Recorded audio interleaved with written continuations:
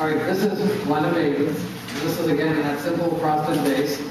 No foam, no tape, no wire, no stratus foam, no nothing. But he's made all the materials in there interlock with these foliages before you put the flowers in. So you've got a really interesting asymmetrical balance here. And all the visual weight is out here. So that one that we just sent out, it was all going that way very intentionally. So this one, he's taking the time to balance this out. And we've done a couple of foliage treatments on this that I think are kind of interesting. First of all, this little protea, he stripped away all of the leaves so that you get a nice clean line. Like your eye follows a line like that much faster than it would follow like a complicated line like these orchids make. And also on this ruscus, he stripped everything away except just this very end here. So you get a nice clean movement here from your eye. And then you get this nice little soft jumping off. It's called skeletonizing. So you take everything away except leave a little bit for impact. Can I get this out of the But I want to show you one thing that he did. You know, if you have a leaf and it's just too darn big, just cut it. And this is a monstera leaf that was, you know, probably out here. So this is all still interesting, all these holes and all these edges are good, but it's much more in proportion of this particular arrangement, like trimming it back. So don't be afraid to have Floral is a designer that, I don't know if many of you know, he's a really renowned teacher in the floral industry, but he has 1,000,001 foliage techniques. This is only one of them. You've studied with him, haven't you? Floral. You've studied with him over the years. Are you? But anyway, all of these foliage techniques will give you, say if you have 8 different kinds of foliage in your store, and you know 2 or 3 different techniques for each one of those foliages, that means that you have 24 different kinds of foliage in your store. So you get a lot more bang for the buck out of 2 things. And even this aspidisca leaf, here it is all spread out naturally, and here it is curled up and just hidden. So you get this nice curl. So we get a lot of interest, and your eye kind of just goes towards this couple of roses. This would be great in an office. Would be great for sending to a man. Anybody that wants something that's going to be, you know, dramatic. And it's one of those arrangements that, because it has all these orchids and foliages in it, only a few roses, would probably be good for 10 days or 2 weeks or even longer.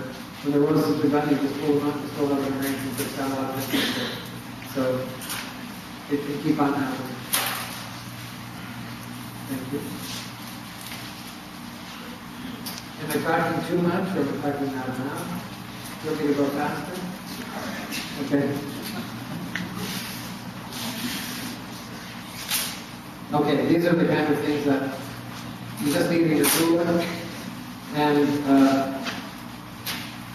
you don't have to work too hard to appreciate a project like this. It's just real simple, everything goes together. You know, these kind of extensions like this aren't for everybody. I had some big vases that I just sent to a church for Holy Thursday, just before Easter, and I put a ton of bear grass around the base, edge of the base, so they really stuck out a lot. Well, the next day I had to go over and do a few more things because, you know, for Easter things change every day. So the next day I go over, and the bear grass is all cut up. And I said to the woman who was my contact there, I said, you know what? I noticed that the bear grass has all been cut off since yesterday. And she said, oh, that's Mary. She does things her way. So she didn't ask anybody. She thought it was a mistake. So, you know, you need to make sure that this is what people are expecting and what they're going to be able to love them. Because you might come back the next day and this is all turned out. So everybody has some kind of innate sense about design and proportion and what's right and what's not right. And even if it's somebody that has no design education, you know, sometimes you know something is bugging you, and you're not even sure what it is that's bugging you. So this one here is a little bit more challenging, but it's so exquisitely beautiful. I mean, everything about it just makes you want to enjoy all of those materials. And nothing's crowded. everything's got its own place to exist, and everything's shown to some advantage. So, can you see this okay? So these are frosted vases. These are disintegrated items. So, and you know, when I saw these vases, I thought, you know, these are a really nice finish for a very humble vase. So humble is a nice word for something I don't usually like. But it's going to work because the color is going to make it be very remarkable.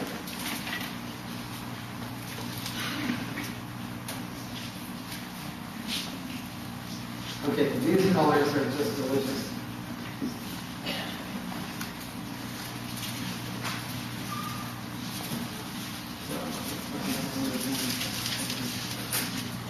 Okay, so,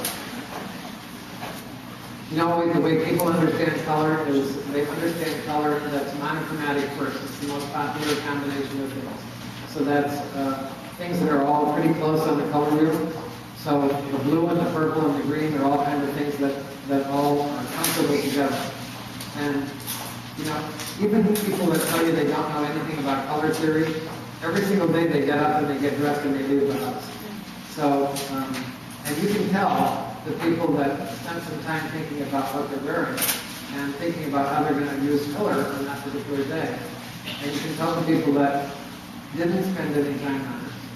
And then there's other people, and I have to say, sometimes I'm a little amazed at some of the things I see people wearing. Because at some point they had to stand in front of the mirror and say, okay, this is working. And it's not. But anyway, these are very simple combinations, and these are things that are really easy to understand. So if you buy in colors, and then you design in colors that all go together, people think you know a lot about color.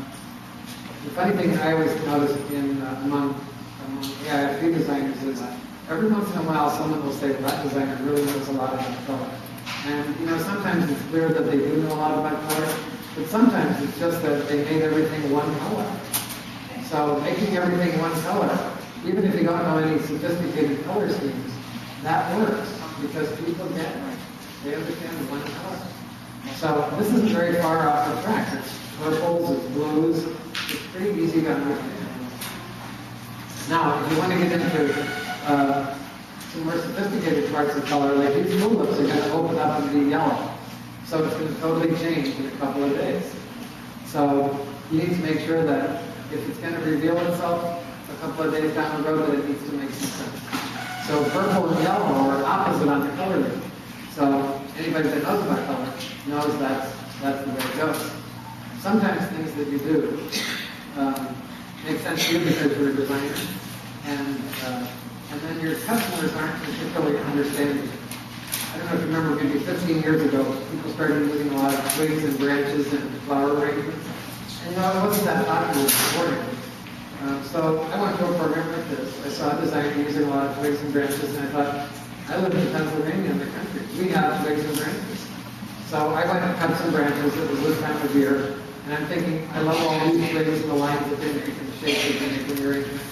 And the customer came in about 2 weeks after she received a gift card, and I put some twigs and some flowers in it.